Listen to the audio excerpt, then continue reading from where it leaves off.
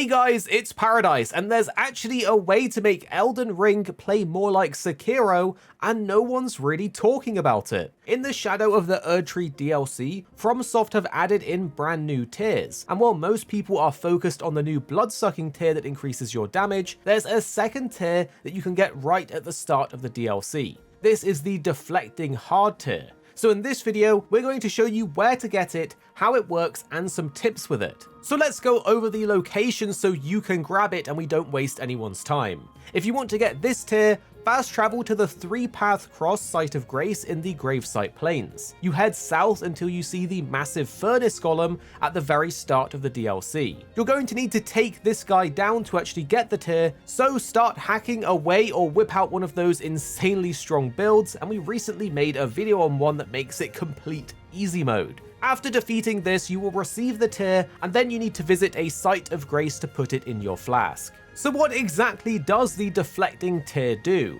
At first glance, it can be difficult to see, but the description says, the resulting concoction temporarily enhances spontaneous guard. Damage negation and guard poise will be heightened in the moment immediately after assuming a guarding stance. Successfully executing a spontaneous guard will also strengthen guard counters. But to simplify what this does, normally, even if you're guarding or doing well-timed guards, you will still take chip damage to your health and get a reduction in stamina, and sometimes you also get knocked back a lot depending on what shield you're using. However, the Deflecting Hardtear reduces the stamina loss, completely negates the health loss, and makes it so that weapons which normally can't guard certain attacks can guard them without any health loss. This means you can even use two-handed weapons or swords with low guard boost as an option, even in the hardest fights if you are good enough to time your guards. So how do you know when you've hit a perfect parry? Well, there's actually a few ways to tell. The first is to look at your health or stamina, and if there's less lost than usual, you've usually hit one. The second is to look out for the sparks as you guard, but this can be hard to see in the moment. The best option is to listen for the sound effect that's made right after you successfully do it. The perfect parry actually has a different sound which is similar to the pling sound from Sekiro. Here's an example of the two different sounds so you can get a feel for it.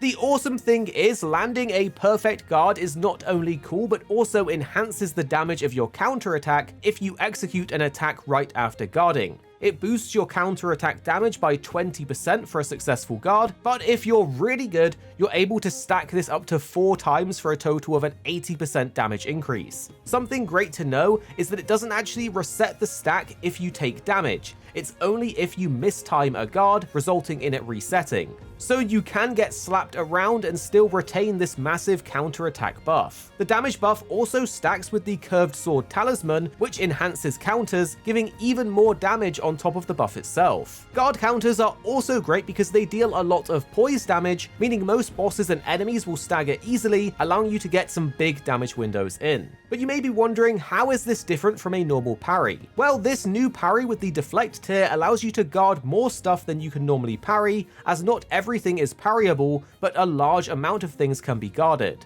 While doing my research in this video, I came across someone called Interloper that shows the power of this in action, and they're using the new hand-to-hand combat weapons and absolutely bossing it, making the game more look like Sifu or Sekiro, which is really cool. You can see just how many times they were able to break the stance of an enemy, and you can increase this by putting on the stance break tier into your flask as well, making it a deadly combination. So we recommend giving this a go because the people that are actually using it are loving it and having a ton of fun.